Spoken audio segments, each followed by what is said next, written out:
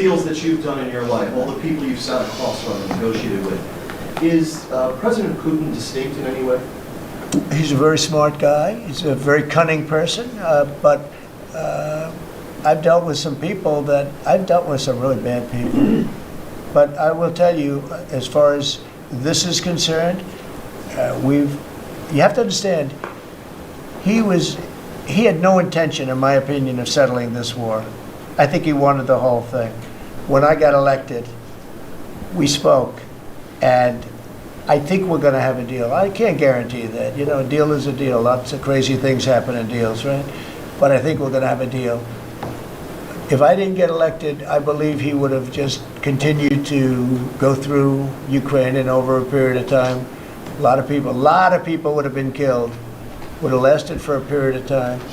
And the reason that Ukraine, and I have great respect for the Ukraine as fighters, they have great fighters, but without our equipment, that war would have been over, like people said, in a very short period of time. Is there a time? And if you remember, I gave the javelins, and the javelins are the things that knocked out those tanks right at the beginning of the war. They said that Obama at the time gave sheets and Trump gave javelins. Well, I was the one that did that, but I want to see it come to an end.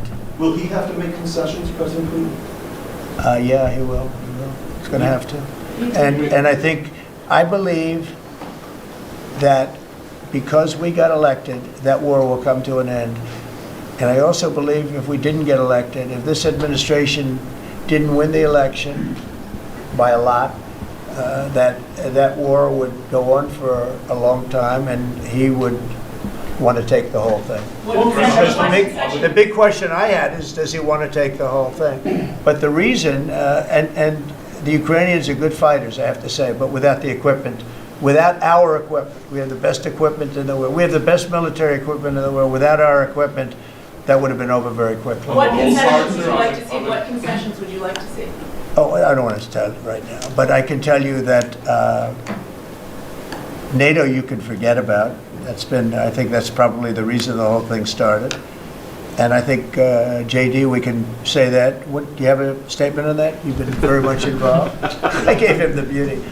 Great. Gave me the hardest question, sir. I mean, look, as the president said, we're not going to do the negotiation in public with the American media. He's going to do it in private with the president of Russia, with the president of Ukraine, and with other leaders. And I think that's how this has to go. I think I just want to push back against some of the criticism I've seen of the administration on this, because every single time the president engages in diplomacy, you guys preemptively accuse him of conceding to Russia. He hasn't conceded anything to anyone. He's doing the job of a diplomat, and he is, of course, the diplomat in chief as the President of the United States.